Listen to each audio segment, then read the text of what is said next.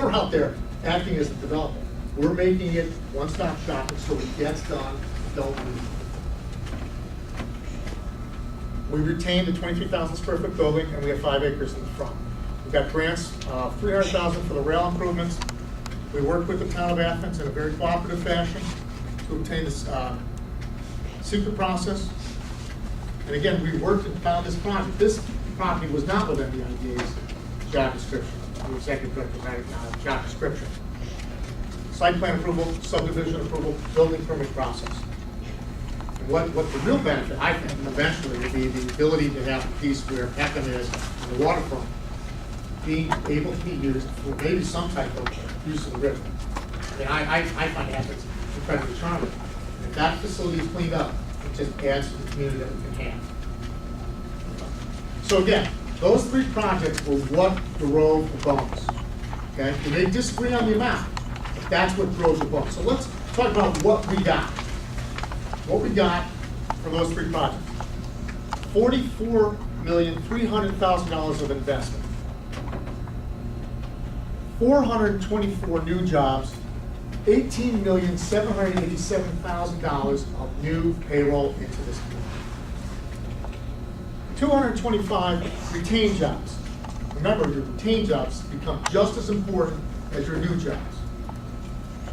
$7,470,000 of new revenue, or retained revenue, in our community. Tax revenues per project per year, $640,000. $71 million total value to this community. Bonus was $175,000. Just got to put that in perspective. That's what our board felt. May not agree with it, and we understand it's a lot of money. Okay, you know, these are tough times, but that's what we got. That's what we wanted to incent, because we have established criteria. We wanted to incent jobs, taxes, and investment. That's where we wanted to go as a community. That's how that bonus was established. We had our criteria, we reviewed it. That's really what we got. So I just want everyone to recognize, Wayne, that's the answer to your question. Let's keep going to the next one. Okay. GSK Steve. This is the project I'm probably most proud of our executive director. Just telling you straight up. I didn't think it. I've worked with Stiefel since 1999. And that is when Willis, myself, old Charlie Stiefel said, hey, how can we make sure these jobs stay here? Because again, having gone off to Durham many times, what I was scared about was Oak Hill was going to become American Thermos and Becker Electronics. Couldn't happen. Drugs being manufactured, research jobs in Oak Hill are a tough commodity to sell. People want to live in warmer climates.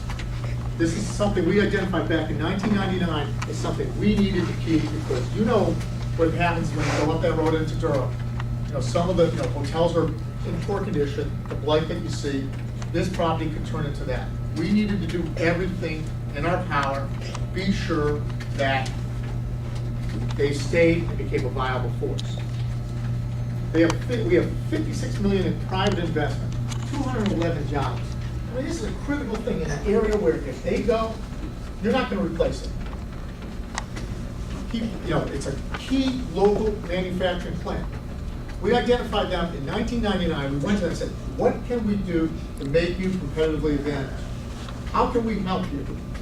No one else was doing it, but we realized if we lost them, we're in trouble. Again, the goal was jobs, investment, taxes, no more blight, no Becker Electronics, no American Thermos. At that time, and when we had a hearing up in end of 2009, where they needed mortgage tax on the fine buildings. It was stated in the record their payroll was $14 million per year. Significant economic engine in a tough area. $885,000 of taxes. Lisa Gillett stood up and said they are an important employer. The overwhelming minutes of that public hearing, I brought them with me, say we need to keep these people here. This was 3 minutes after you go into a public hearing on Weldon House where it was contentious and the community was being ripped apart. And we did agree this was a key piece of business. Everyone recognized that if we lost people, we were in trouble.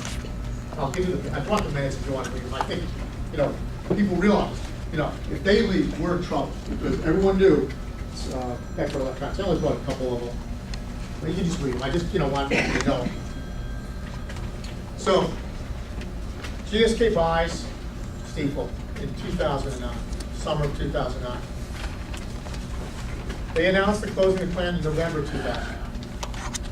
That's a problem. Normally, I help the executive director significantly. Okay, you guys have seen me. I'm the guy they bring out and try out. I'm the guy that gets stuff done. I want to say something to you. You can put this down for record. This man did this himself. He did it himself. You let him know it. He didn't ask my help. Gave me some guidance. He did it himself. And that's the fact. He mobilized all local, state, and federal elected officials 1 week after the announcement occurred. It's a remarkable thing. We should be proud of it. He met with Walt Palmer. He had established a relationship with Walt Palmer. That was the key to the issue, because Walt had a connection to this community. And Walt went to bat through Sandy's urgent to keep this company. Those are the facts. Oak Hill site had to be more competitive than another GSK manufacturing facility. Remember where we're at. We're kind of competing with different divisions in the company who's got the political pull to pull us off, and we're saying, you're not as good as my guy. How do we have to, how do we have to compete? So that's where, it's a tough lift. We got GSK to believe that they can move their Clifton, New Jersey operations to Oak Hill as a better location. We delivered behind the scenes an incentive package. We had to, tell them what we're going to do. Now, we delivered it. We got all these state agencies in line to do it. Again, we're the developer, jobs, investment, taxes. The effort, I have to tell you, I've never seen it done in New York State. 25 years as a lawyer, never seen anyone come back from the deck. When they announce you're done, you're toast. I've never seen it in anything in New York State where you're able to resuscitate a DOA. And think about what that is to our community. We all know it. I mean, what was done here is remarkable. We still have work to do, so we can't rest on our laurels and think it's done. But I want people to understand, we have to work at this thing. This is important. This is what we do. Because no one else was going to do this. He did it himself. Let's keep going.